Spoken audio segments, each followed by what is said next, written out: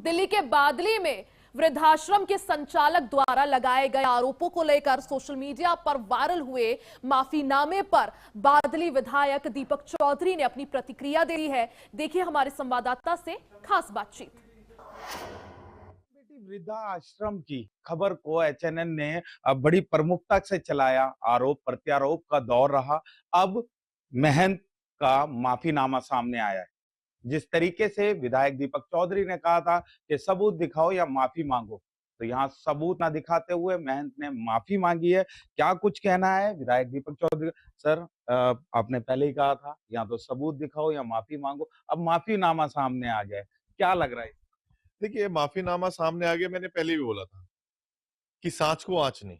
अगर मैं सच्चा हूं, क्योंकि मैंने पहले ही कहा था, बुजुर्ग हमारे माता से पिता समान है। मैं राह चलते किसी बुजुर्ग की बुरा नहीं सोच सकता। ये तो फिर भी वृद्ध है और जो मजबूर है, जिनकी हमें मदद करनी चाहिए। और मैं आज भी यही कह रहा हूँ कि बुजुर्गों के लिए, गरीब के लिए, कोई भी जरूरत किसी को भी है, मैं हमेशा दिन रात खड़ा रहूंगा। और जो मदद मेरे से चाहते हैं लोग, मैं उनके लिए बिल्कुल उनको मदद करके दूंगा, उनकी मदद करूंगा। यहाँ पे विषय वृद्धों का नहीं था।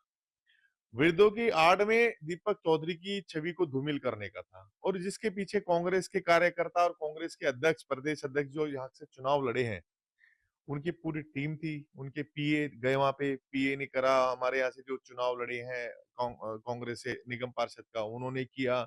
उनपे मैंने थाने में उनके खिलाफ भी जो है रिपोर्ट की हुई है।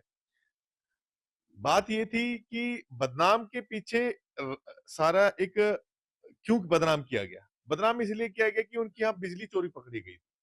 अब बिजली जब चोरी पकड़ी गई तो इसको शोर बन रहा हो कि दीपक चौधरी दब जाए और उनकी छवि खराब होते हुए देखते हो पीछे हट जाए। ना तो मैं बिजली कटवाने में मेरा कोई हाथ था, अब वो तो साफ समझ वो भी आ गया है। समय दिक्कत यहाँ पे आती है, जो माफीनामा उन्होंने लिखा है उसमें सीधा लिखा है कि मैं डायरेक्ट बॉक्स से बिजली ले रहा था, कोई मीटर नहीं लगा था, जिसके चलते कनेक्शन डिसकनेक्शन पीडब्ल्यूडी ने किया।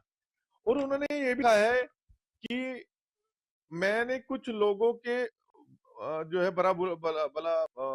ये सब मैंने भ्रमित होकर कुछ लोगों के बहकावे और आवेश में आकर किया, जो मेरी गलती थी। मुझे अपनी गलती का एहसास है। मैं एमएलए दीपक चौधरी और उनके पिताजी से माफी मांगता हूँ। बात यहाँ माफी मांगने का विषय नहीं। कब्जाई किसके टाइम में है, ये जांच का विषय है।